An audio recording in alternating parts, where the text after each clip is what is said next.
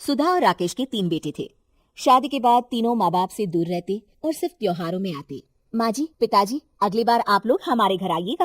अरे नहीं बहू, सब यहीं आ जाते हैं तो घर खिला खिला लगता है। हाँ बहू, तू हमेशा बुलाती है तो जरूर आएंगे तेरे पास भी। हाँ हाँ, दीदी का घर बड़ा जो है, सब कुछ अपनी शादी के बाद दीदी को ही तो दे दिया था। हमें भी दिया होता तो हम भी बड़ा घर लेते। क्यों सुनील? अरे नहीं नहीं, पापा ने सबको एक बराबर ही दिया है। छोटी बहू, क्या चाहिए तुम्हें, बोलो।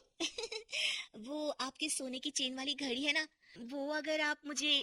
तभी वहाँ मजली बहू भी आ जाती है। और मुझे ना आपका मंगलसूत्र कितना लंबा, सुंदर और भारी भी है। अरे हाँ हाँ, तुम दोनों को ही दूंगी बहू, चिंता ना करो। चलो अब खाना लगाओ, खाना खाया जाए। सभी मिलकर खाना खाते हैं कि पड़ोसन आ जाती है।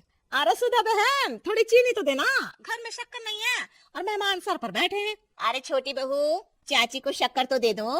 अरे मजली दीदी, आप दे दीजिए ना, मैं यहाँ कम आती हूँ तो मुझे पता ही नहीं है कि सासू माँ सारी चीजें कहाँ रखती है। और तुम मैं कौन सा यहाँ रोज शक्कर फाँकने के लिए आती हूँ, मुझे भी नहीं है पता। तभी बड़ी बहू हाथ में चीनी की कटोरी लेकर आती है। चाची, शक्कर आप लोगों का बड़ा सहारा है माँ जी और पिताजी को, वरना हम लोग तो यहाँ रहते ही नहीं। आप जैसे पड़ोसी हैं तो हम निश्चिंत हैं। और जीते रहो बहू, अब तो ये घर पड़ोस कम परिवार ज्यादा लगता है। सुधा अपनी बड़ी बहू को देखकर बहुत खुश रहा करती थी। वो उससे अक्सर घंटों बात भी किया करती, लेकिन दोनों दूसरी बहुओं का भी वो समझती थी कि शायद छोटी है, वक्त आने पर संभल जाएंगी। समय आ जाता है जब सभी को वापस जाना होता है।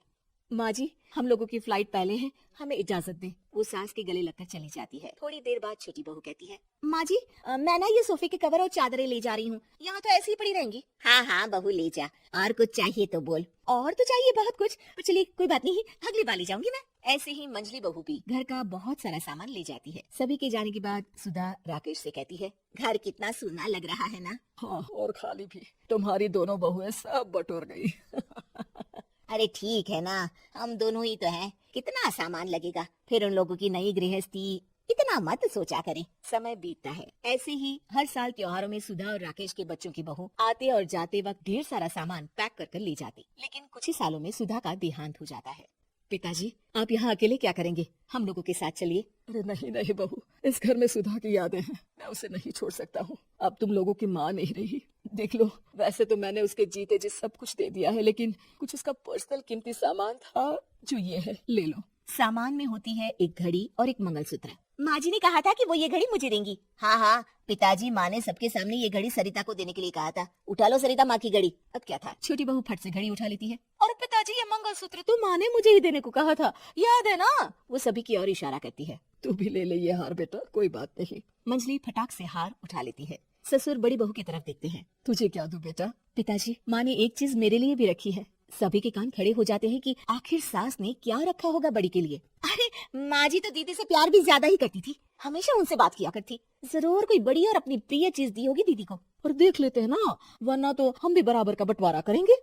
हाँ हाँ, कर लेना बंटवारा। लेकिन बड़ी बहू, बताओ तो, सुधा ने क्या रखा है तुम्हारे लिए? अभी तो हम लोग यही हैं पापा जी, जब जाने लगेंगे तो बता दूंगी। बड़ी बहू के मुंह से ये बात सुनकर बाकी दो बहुएं सोचने लगती है कि आखिर क्या है जो दीदी को सासू माँ देकर गई है। दीदी, ऐसा तो नहीं ना कि पूरे घर का आधा हिस्सा माँ बड़ी भाभी को देकर गई हो? तभी वहाँ ससुर आ जाते हैं। नहीं नहीं, ऐसा कुछ नहीं है। मकान तो तुम तीनों का बराबर से है। देखो, बड़ी बहू से तुम्हारी सास ज्यादा जुड़ी थी, न जाने क्यों घंटों बात किया करती थी। पता नहीं क्या देकर गई है उसे। और ससुर जी, आपको क्या पता, चला कैसे पूरे घर के पेपर में साइन करवा लिए हो, या फिर कोई छुपा गहना।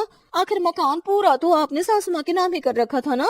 अब घर में ये सस्पेंस बन जाता है कि आखिर बड़ी बहू क्या लेकर जाएगी। फिर वो दिन भी आ जाता है जब बड़ी बहू के जाने का समय हो जाता है। बेटा, परसों तुम चली जाओगी, बताया नहीं माँ ने तुम्हें क्या दिया? घड़ी और हार जो बेशकीमती था और तुम्हारी सास को सबसे ज्यादा प्रिय था, उसका तो बंटवारा भी हो चुका है। अब तुम्हारी बारी। हाँ पिताजी, आज मैं ये बात बताने ही वाली थी। माँ ने मुझे उससे भी बेशकीमती चीज दी है, और वो है आप। आपसे अधिक प्रिय उन्हें कुछ नहीं था। माँ चाहती थी कि आप मेरे साथ रहें। चलिए पिताजी। बेटा, मेरे पास तो कोई पेंशन भी नहीं है और ना ही कोई प्रॉपर्टी। लेकिन आपके पास संस्कार है पिताजी, जो मेरे बच्चे आपसे लेंगे, तो आपको ले जाने पर स्वार्थ ही है मेरा। चलिए ना पापा। सभी के सामने पिताजी बड़ी बहू और बेटी के साथ उनके घर